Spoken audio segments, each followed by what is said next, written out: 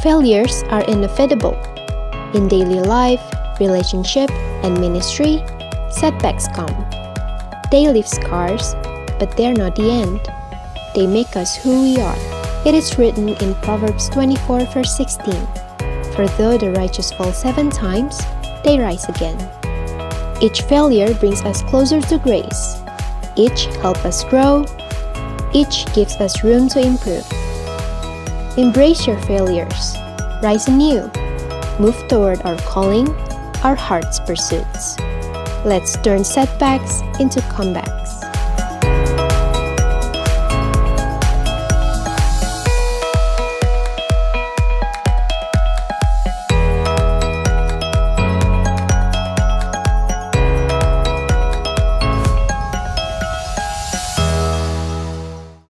Shalom semua.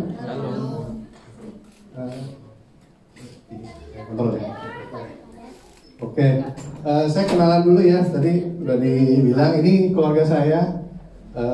Anak saya 2, umur 11 sama 7, istri saya.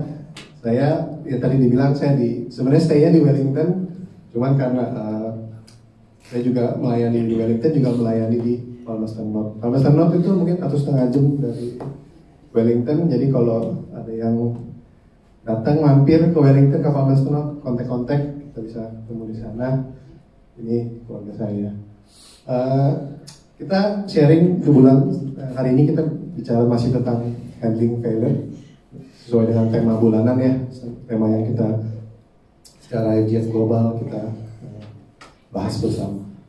Mungkin sebelum masuk dalam handling failure, saya mau nanya dulu, sebenarnya di sini ya, siapa sih yang hidupnya selalu nggak pernah gagal? Ada yang cerita? Rokok nggak pernah gagal? Kalau yang pernah gagal, pernah ya semua.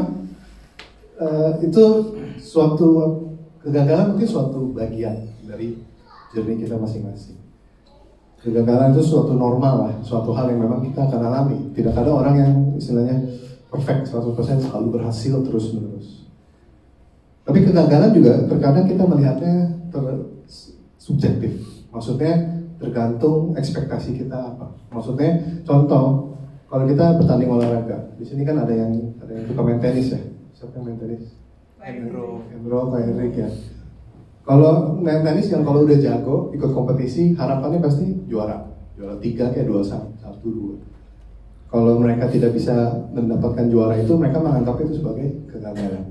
Kalau buat saya, kalau saya ikut lomba tenis, bisa mengembalikan satu bola aja sebuah keberhasilan. Karena saya nggak bisa main tenis. Jadi kita kadang kegagalan itu tergantung ekspektasi, tergantung objek kita apa sih? Kita maunya ini, tapi orang lain beda lagi. Yang mereka melihatnya oh ini sukses, sini gagal. Ada sebuah quote yang baik, quote yang menarik adalah dari Arthur Ashe, dia pemain tenis kebetulan. Namanya judul dia berkata begini, "Success is a journey, not a destination. The doing is often more important than the outcome." Sebuah kesuksesan itu bukan hanya fokus pada destination-nya saja, tapi sukses itu adalah sebuah perjalanan, dan yang sering lebih penting adalah bagaimana kita melakukannya, bukan dari outcome-nya itu sendiri. Untuk fokusnya kalau kita hanya fokus kepada end result, misalnya kita fokus hanya untuk mendapatkan uang yang banyak. Kalau itu hanya fokus kita bisa can do anything, kita bisa melakukan apa saja untuk mencapai end result itu tanpa mempedulikan apa yang kita lakukan di sepanjang perjalanan. Kemarin anak saya Audrey, dia sekarang kan berenang, ikut klub, swimming club. Jadi kemarin ada pertandingan, dia secara pertandingan dia kalah, tapi ada suatu keberhasilan di mana dia bisa mengalahkan, dia mendapat personal best record. Jadi aslinya saat mungkin beberapa bulan yang lalu dia untuk 50 meter dia 44 detik, tapi kemarin bertanding dia bisa 40 detik. Walaupun dia gagal, tapi ada suatu kesuksesan sendiri untuk Audrey karena dia berhasil improve di dalam training. Ada sebuah progress dan masih ada ruang untuk improvement. Jadi kalau kita hanya fokus kepada destination, kepada hasil akhirnya, terkadang kita melihat kegagalan itu sebagai suatu yang ending gitu, suatu udahlah, udah gagal, udah nggak mau lagi. Karena kita terlalu fokus kepada itu. Tapi kalau kita fokus kepada bahwa ini bagian the journey, sukses itu adalah gimana kita journey-nya. Kegagalan itu adalah sesuatu yang biasa, yang dimana kita bisa belajar.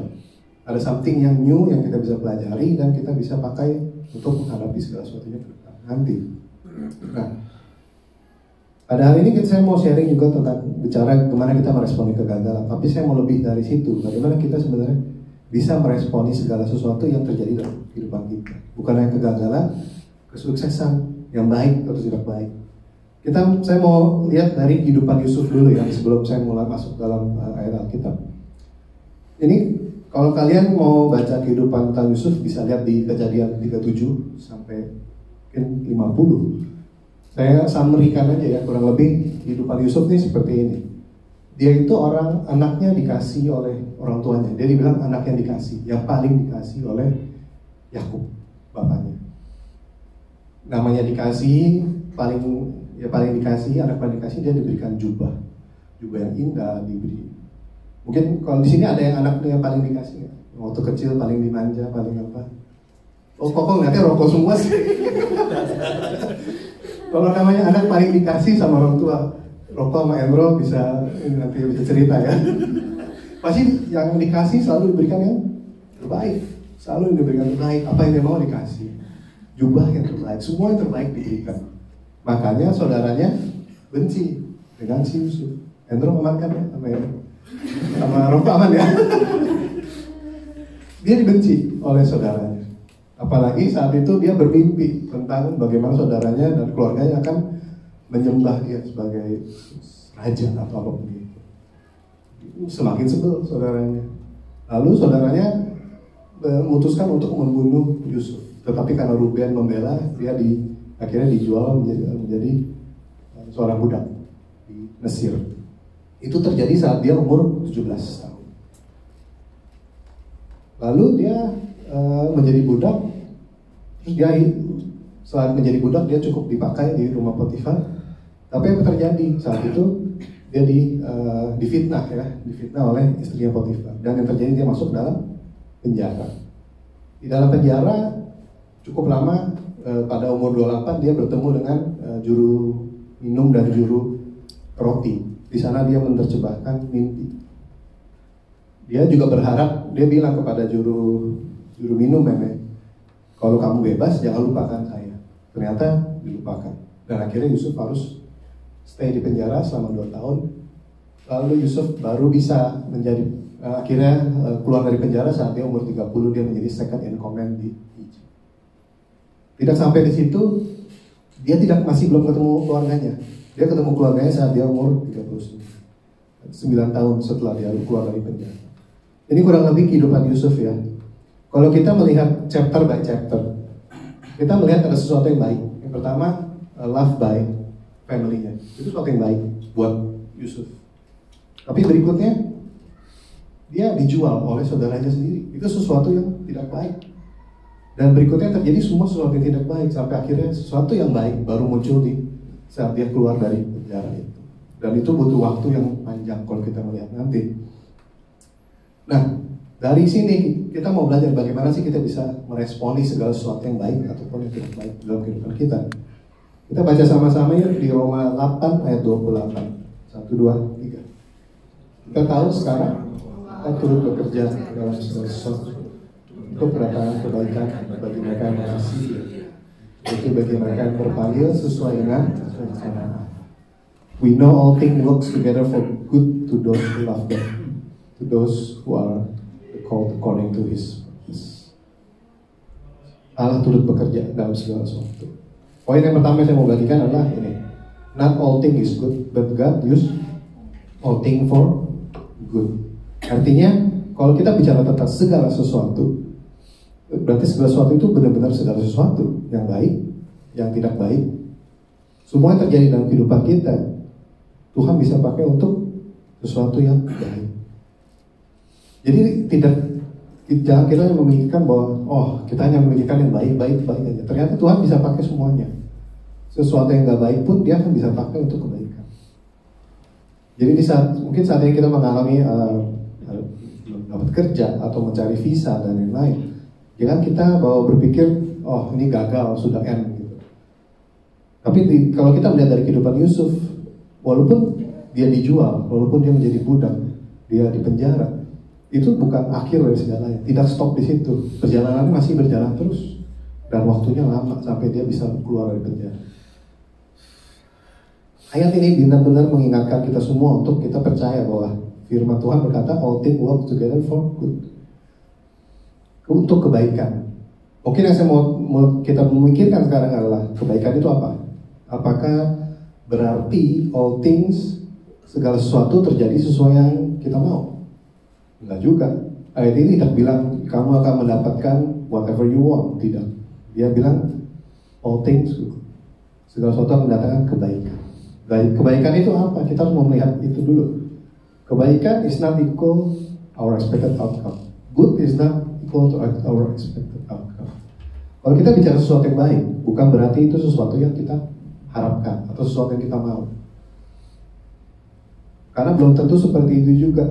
Karena kalau kita yang apa yang kita mau belum tentu yang terbaik buat kita.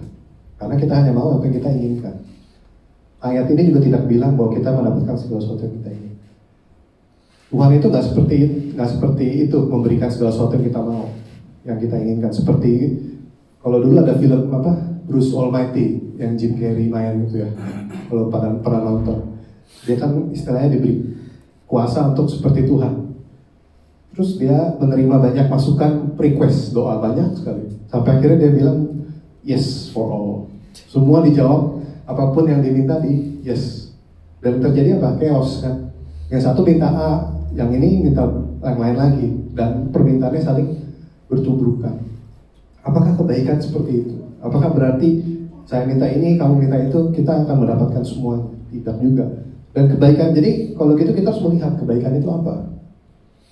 Kalau dibilang di Markus 10 ayat 18, kita baca sama-sama yuk. 1, 2, 3. Jawab Yesus, mengapa kau katakan aku baik? Berarti kalau kebaik, yang namanya baik, kebaikan, standarnya siapa? Standar Tuhan. God is the standard of all that is good. Mendatangkan kebaikan itu menurut Tuhan. Apa yang baik menurut Dia, bukan menurut kita. Kalau kita berpikir kebaikan, pasti kita memikirkan sesuatu yang menyenangkan hati diri kita, membuat kita happy. Apa yang kita mau itu baik. Itu standarnya kita, standarnya Tuhan beda. Tuhan punya standar yang berbeda. Nah, kebaikan itu apa? Kebaikan itu akan memuliakan Tuhan, bukan memuliakan diri kita. Kalau kita berpikir sesuatu yang baik, yang mengingat baik untuk kita, pasti baik itu akan pikir, oh, nah, nama kita dipuji, nama kita diagungkan, itu baik buat kita. Tapi tidak. Kebaikan itu akan memuliakan nama Tuhan. Kebaikan itu akan menjadikan kita serupa dengan Yesus Kristus. Tujuan kita di sini, Tuhan mau kita semakin serupa dalam kehidupan kita. Karakter kita serupa dengan Yesus Kristus. Kadang-kadang apa yang kita mau, kalau kita paksa terus, itu bisa mungkin Tuhan tahu itu tidak akan membuat kita serupa dengan Yesus Kristus. Bahkan itu menjauhkan kita dari menjadi serupa dengan Yesus Kristus. Tidak. Jadi bukan itu yang Tuhan mau. Kebaikan adalah menjadikan kita serupa dengan Yesus Kristus. Kebaikan itu menjadikan kita berkat untuk orang lain. Kalau kita berpikir kebaikan selalu menurut kita, akan selalu berpikir bahwa kebaikan itu akan memberkati kita. For me, is for me, or for me. Tapi tidak. Nanti kita baca di berikutnya ya. Kebaikan itu di sini katakan menjadi berkat untuk orang lain. Saat Tuhan memberikan kita yang baik kepada kita, kebaikan itu bukan buat kita simpan. Kebaikan itu Tuhan mau kita pakai untuk menjadi berkat buat orang lain. Nah, mungkin saat ini kita tidak tahu ya kehidupan kita. Saya nggak tahu Anda di mana posisinya. Mungkin kita tidak bisa melihat apa sih yang baik dari segala sesuatu yang terjadi. Rasanya kayaknya nggak bisa ada sesuatu yang kebaikan apa yang Tuhan bisa berikan saat dalam kehidupan kita. Kok rasanya nggak bisa. Tapi kalau kita melihat kehidupan Yusuf tadi, Yusuf itu umur 17 dijual menjadi budak dan dipenjara saat umur 17. Dia baru bebas penjara umur 30. Artinya ada 13 tahun dia di penjara. Itu bukan waktu yang singkat ya. Kalau saya dalam posisi Yusuf, saya akan berpikir, apa kebaikan apa Tuhan di penjara? Kebaikan apa yang bisa datang dari Tuhan? Karena selama 13 tahun itu suatu waktu yang lama. Dan bahkan saat Yusuf umur 30, dia keluar dari penjara menjadi penguasa. Yusuf tidak bisa melihat kebaikan Tuhan itu sebenarnya mau apa. Tujuannya Tuhan mau apa. Kalau kita hanya melihat, oh udah bebas jadi penguasa, itu kan buat dirinya, bukan buat siapa-siapa. Makanya di Kejadian 50 ayat 20 dia berkata seperti ini. Memang kamu telah mereka-rekakan yang jahat terhadap aku, tapi Allah telah mereka-rekakan untuk kebaikan, dengan maksud melakukan seperti yang terjadi sekarang ini, yakni memelihara suatu bangsa yang besar. Yusuf baru mengerti kenapa Tuhan membawa dia segala sesuatu itu terjadi, kebaikan apa yang muncul. Bukan dia menjadi penguasa, bukan itu saja, tapi kebaikan yang Tuhan berikan kepada Yusuf adalah dia bisa menyelamatkan suatu bangsa yang besar. Bangsa apa? Yakub, bangsa yang menjadi nanti bangsa Israel. Itu tugasnya Yusuf. Itu adalah kebaikan yang Tuhan berikan kepada Yusuf, sehingga dia bisa memelihara bangsa Israel, sehingga mereka selamat. Dan kita tahu dari bangsa Israel, Tuhan Yesus mengambil kemanusiaan dan lahir menjadi juru selamat buat kita semua. Tuhan bisa memakai segala sesuatu yang baik, yang buruk, untuk menghasilkan sesuatu yang kebaikan bagi kita. Itulah kita punya, mungkin saat ini kita nggak bisa lihat ya, apa sih yang kebaikan, apa sih yang akan terjadi. Tapi kita percaya dengan ayat ini berkata seperti itu. Allah turut bekerja segala sesuatu untuk mendatangkan kebaikan. Someday kita akan tahu apa sih yang Tuhan mau berikan kebaikan buat masing-masing saat di dalam kehidupan kita. Poin yang berikutnya yang saya mau bagikan adalah assurance for those who love God. Kita kembali ke ayat tadi ya. Saya bacakan, kita tahu sekarang bahwa Allah turut bekerja dalam segala sesuatu untuk mendatangkan kebaikan bagi siapa? Bagi mereka yang mengasihi Dia. Yaitu bagi mereka yang terpanggil sesuai dengan rencana Allah. Ayat ini merupakan suatu jaminan atau janji, bukan untuk semua orang, tapi dibilang bagi mereka yang mengasihi Dia. Itu suatu jaminan yang suatu janji buat kita semua, tapi bagi mereka yang mengasihi Dia. Jadi ini tidak buat semua orang ya. It's not for everyone gitu, tapi ada bagian khusus ini buat siapa? For those who love. Allah turut bekerja dalam segala sesuatu untuk mendatangkan kebaikan bagi mereka yang mengasihi. Do you love God? Ini jaminan, ini janjinya buat kita semua yang mengasihi Dia. Do you love God? Pertanyaannya. Buktinya apa? Benar nggak? Kalau kita bicara I love you, oh I love you, I love you, semua easy, semua juga bisa ngomong. Kalau cowok misalkan pacarnya banyak, I love you-nya banyak. Buktinya apa? Apakah dengan pacar banyak itu bukti I love you? Tidak. Dan kadang-kadang I love you itu bisa berubah. Hari ini I love you, tomorrow not sure, next week I don't love you anymore. Next month I love you, I love someone else. Jadi love itu is easy to say dan artinya hilang gitu. Maksudnya orang dengan gampang bilang oh I love you, I love God, I love. Tapi kita bertanya lagi sekarang, kalau you love God, what is your proof? Gitu. Apa buktinya? Apa yang kamu lakukan? Kalau pasangan coba, misalkan jadi kan banyak ya pasangan ya. Kalau kamu bilang kamu mengasihi pasangan kamu, pertanyaannya buktinya apa? Apakah kamu misalkan ada pasangan tapi ribut terus, berantem terus, bahkan sampai fisik, berkelahi dengan fisik? Apakah itu artinya mengasihi? Enggak. Mungkin ada sesuatu yang harus diperbaiki atau harus dibicarakan. Tapi kalau kita mengasihi seseorang, kita tidak akan seperti itu juga. Kalau kita mengasihi seseorang, kalau yang pacaran pasti apa? Spend time ya, mengenali pasangannya. Kalau kita mengasihi. Dan satu lagi, kalau kita mengasihi seseorang, kita mengasihi pasangan kita, pasti kita menuruti perkataannya, ya enggak? Siapa yang bilang mengasihi tapi nggak pernah dikasih tahu, nggak pernah dengar, nggak peduli, apakah itu mengasihi? Makanya di 1 Yohanes 5 ayat 3 bilang seperti ini. Kita baca sama-sama yuk.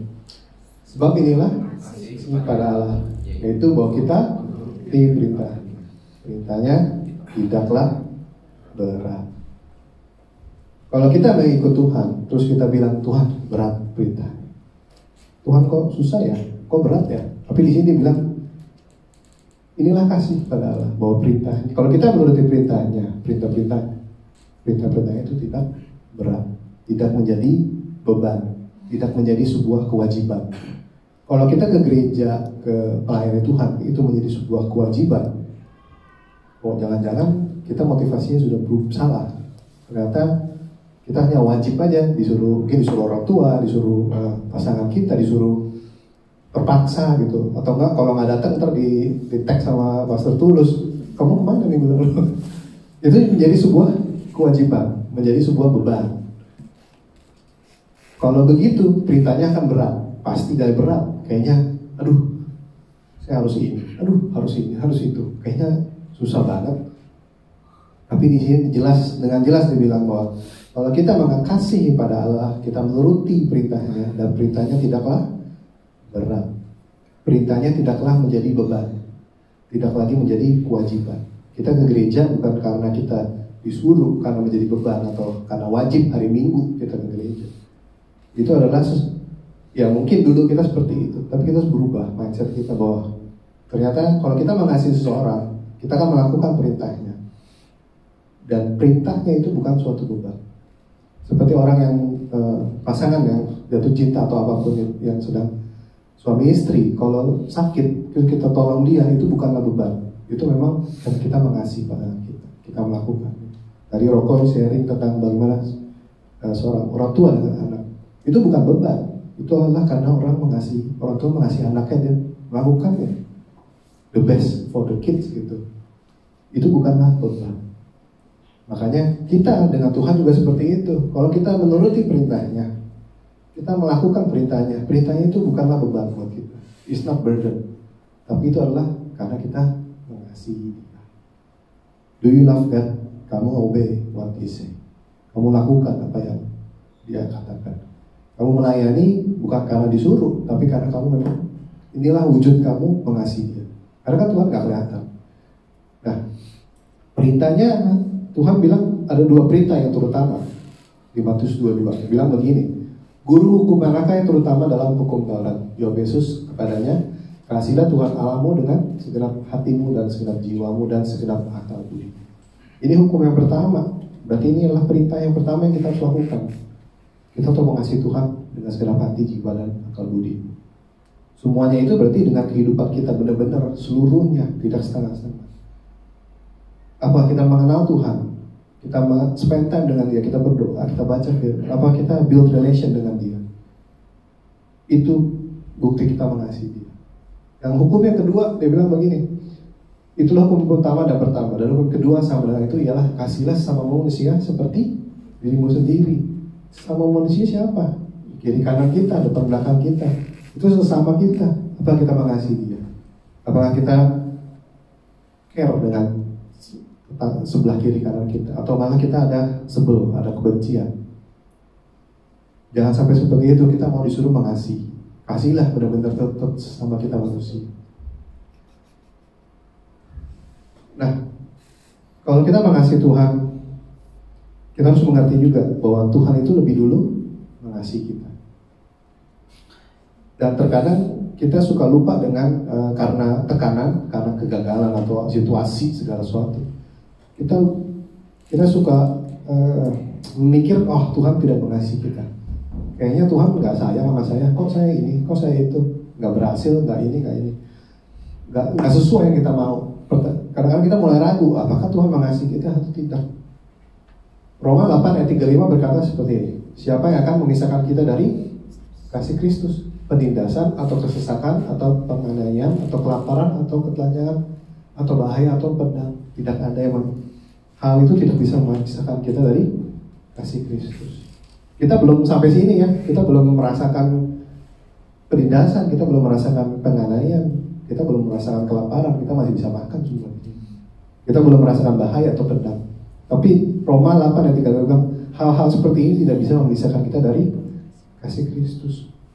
Jadi keadaan kita, situasi kita, apapun yang kita alami saat ini, itu tidak akan memisahkan kita dari kasih Kristus. Tuhan tetap mengasihi kita. Pertanyaannya suka kebalik, kita mengasihi Tuhan nggak? Apa kita tetap mengasihi Tuhan saat kejadian itu datang? Dan makanya poin yang berikutnya yang saya mau bagikan adalah God is with us in all situation. Bahwa Tuhan selalu berserta kita dalam segala sesuatu. Mau situasi yang baik, tidak baik, Tuhan selalu menyertai kita. Kita melihat Yusuf lagi ya, kembali ke Yusuf.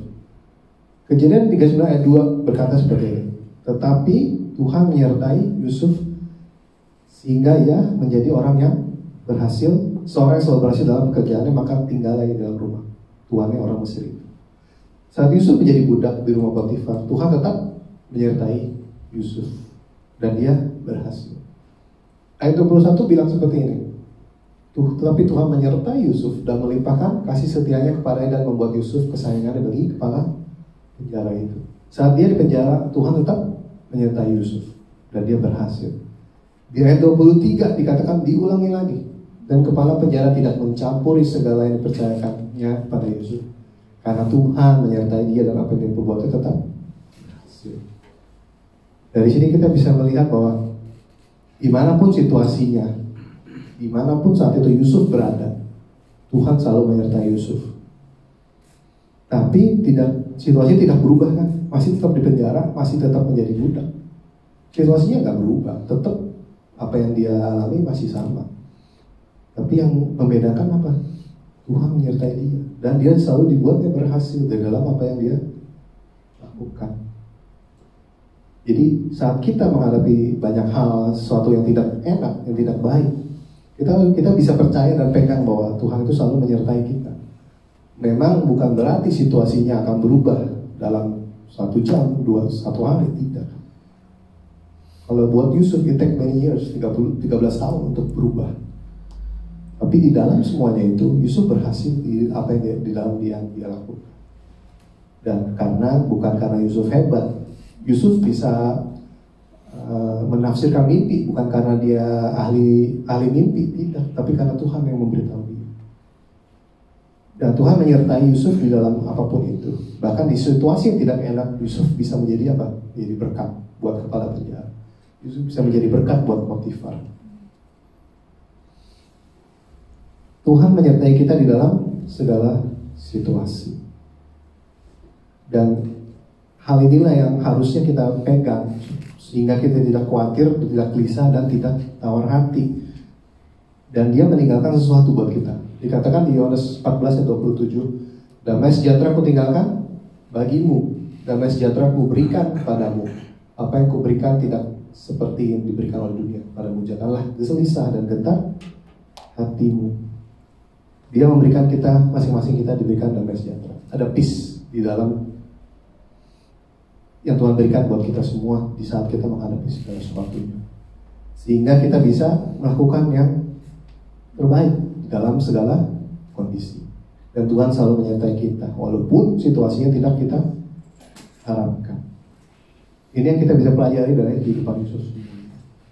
So, bagaimana kita bisa meresponi segala sesuatu apa yang terjadi dalam kehidupan kita?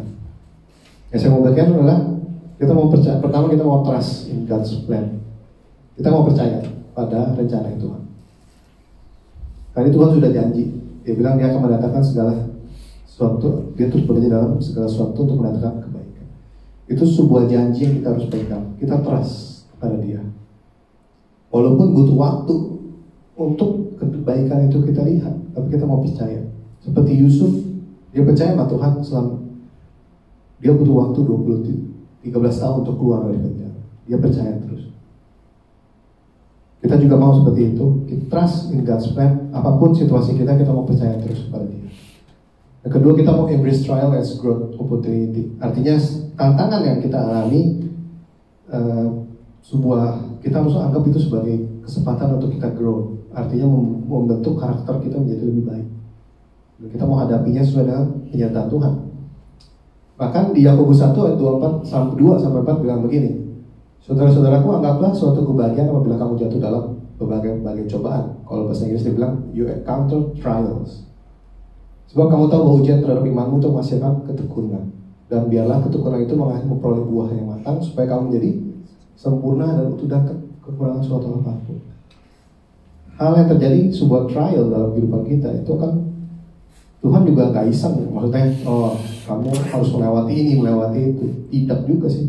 Tuhan ada sesuatu yang mau Tuhan hasilkan dalam kehidupan kita, yaitu supaya kita semakin dibilang menjadi sempurna dan utuh, tak kekurangan suatu apapun. Seperti Yusuf juga saat dia itu kan second in command di Mesir ya, saat menjadi penguasa. Tapi kalau kita perhatikan, dia di rumah Potifar menjadi orang kedua juga. Dia jadi di dalam itu dia belajar di situ. Di penjara pun dia menjadi orang kepercayaan, walaupun masih dalam penjara. Tapi itu semua menjadikan dia baik, sempurna untuk saat dia menjadi penguasa di Mesir. Itu seperti proses persiapan untuk Tuhan berikan kepada dia untuk menjadi penguasa di Mesir.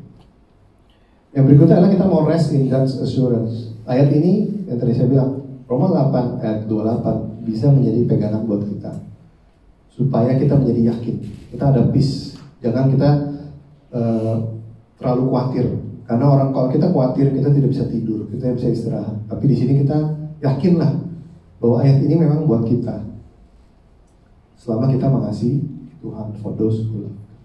Dan Dia akan turut bekerja di dalam segala sesuatu untuk mendatangkan kebaikan buat kita semua. Dan yang terakhir yang saya mau bagikan adalah do your part and let God do the rest. Kita juga jangan suka kepo. Istilahnya kita kepoin Tuhan, bahwa Tuhan begini loh caranya, begini loh Tuhan, kamu lakukan yang kayak begini. Kita lakukanlah yang bagian kita, biar Tuhan yang lakukan sisanya. Jangan kita ikut campur dengan apa yang Dia rencanakan, apapun itu kita lakukan bagian kita. Yusuf di penjara dia dia melakukan bagian dia melakukan yang terbaik di penjara itu. Di tugas apapun yang diberikan dia lakukan yang terbaik. Dia tidak merencanakan prison break. Kalau dulu ada TV show prison break ya. Dia tidak planning untuk kemana gue bisa keluar dari penjara. Tidak. Itu bagiannya Tuhan. Bagiannya dia ya, apapun tugas yang diberikan ya dia lakukan. Bagiannya Tuhan, nanti Tuhan akan gimana pun caranya Tuhan akan memakai dia menjadi penguasa untuk menolong banyak bangsa, menolong banyak orang. Itu bagiannya Tuhan. Rencananya itu ya Tuhan yang lakukan. Kalau kita ikut campur, mungkin Yusuf kalau ikut campur mungkin rencananya hanya untuk keluar dari penjara dan tidak ketangkep. Udah, dia tidak akan bisa menjadi penguasa. Dia tidak akan bisa menyelamatkan banyak jiwa. Itu kalau Yusuf yang rencanain ya. Misalnya kalau kita di penjara kita hanya memikirkan bagaimana kita keluar, tapi Tuhan punya rencana yang lebih beda. Makanya poin yang terakhir yang saya bicarakan, do your part and God do the rest. Jangan kita terlalu kepo dengan Tuhan. Biarlah Tuhan yang kerjakan segala sesuatu. Nah, kita kalau dalam kehidupan kita melihat gagal ini. Sebenarnya kalau kita melihat Tuhan Yesus di dalam pelayanannya di dunia, dia banyak mengalami kegagalan secara manusia ya. Dia ditinggal muridnya, banyak yang nggak suka, dia akhirnya dicambuk, dihina dan lain-lain. Apakah itu bukan kegagalan? Masa seorang guru besar, seorang rabi, seorang Mesias ternyata pengikutnya sedikit. Ternyata dia banyak yang nggak suka. Ternyata dia mau dibunuh, mau ini, mau itu. Apakah itu bukan kegagalan di mata kita, di mata dunia ya? Tapi Tuhan pakai semuanya itu. Semuanya itu kan tidak baik yang terjadi. Tuhan pakai semuanya itu sehingga pada akhirnya dia memang harus mati di kayu salib dan bangkit dan menebus dosa kita semua. Itu kebaikan yang luar biasa yang Tuhan berikan kepada kita. Kalau Tuhan Yesus saja melewati semuanya itu, apalagi kita semua di sini. Bahwa mungkin kadarnya nggak seperti itu ya, nggak sehebat Tuhan Yesus. Cuma segala sesuatu kita akan mengalami mungkin yang tidak baik ataupun baik, itu Tuhan bisa pakai untuk kebaikan bukan buat diri kita, bukan buat banyak orang. Jadi untuk tim PW untuk maju. Saya nggak tahu apa yang posisi kita ya saat ini. Mungkin ada yang everything is fine, ada yang lagi banyak pergumulan, banyak masalah. Tapi yang kalau kamu nanya saya tidak tahu apa yang Tuhan akan berikan kepada kamu. Saya bukan bisa melihat, oh Tuhan akan berikan kamu ini itu, tidak. Yang saya tahu adalah ayat ini berkata akan mendatangkan kebaikan. Saya hanya bisa bilang seperti itu. Selama kita mengasihi Tuhan, Tuhan akan mendatangkan segala sesuatu untuk yang baik. Saya nggak tahu kapan, apa, tapi kita pegang pada firman ini. All things work for good, for those who love God. Dan Tuhan akan memberikan yang terbaik buat kita semua. Mari kita bangkit berdiri. Saya mau berdoa untuk teman-teman semua. Tuhan, terima kasih hamba-Nya secara singkat. Tuhan, hamba berdoa apapun situasi yang saat ini dialami buat kita masing-masing. Berdoa Tuhan bahwa Kau memberi kami kekuatan, memberi kami sesuatu keberanian untuk maju terus dalam Engkau Tuhan. Biarlah kami selalu mengasihi Engkau Tuhan di dalam segala situasi, apapun yang terjadi. Biarlah kami tetap mengasihi Engkau Tuhan, dan kami percaya segala sesuatu yang akan mendatangkan kebaikan, karena Engkau yang turut bekerja. Kami tidak sendirian, karena Kau menyertai kami dalam segala hal. Kami percaya everything will be good, sesuai dengan kehendak, sesuai dengan kebaikan yang Kau berikan bagi kami. Terima kasih ya Bapak, berdoa untuk gereja ini, FJ Christ Church. Apapun yang sedang terjadi, kami percaya Tuhan akan bekerja terus menerus. Segala sesuatu yang akan baik, sesuatu yang kebaikan buat gereja ini akan Kau berikan Tuhan. Kau akan memakai gereja ini menjadi sesuatu yang menjadi terang dan garam Tuhan. Biar teman-teman yang datang di sini bisa mengenal Kau lebih dalam lagi. Bukan hanya datang, tapi akan menjadi seorang murid yang mengenal Engkau dan mengasihi Engkau benar-benar Tuhan, dan memegang imannya sampai pada akhirnya. Terima kasih Tuhan.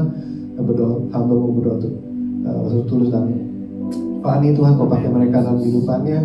Kau percayakan mereka untuk membalankan gereja ini, dan percaya segala sesuatunya ada di dalam tangan. Segala rencana yang terbaik Kau berikan kepada mereka. Kau berikan kekuatan lebih. Juga berdoa untuk para leader di sini Tuhan. Kau beri mereka kemampuan lebih, suatu keberanian ekstra, iman yang kuat Tuhan, iman yang teguh.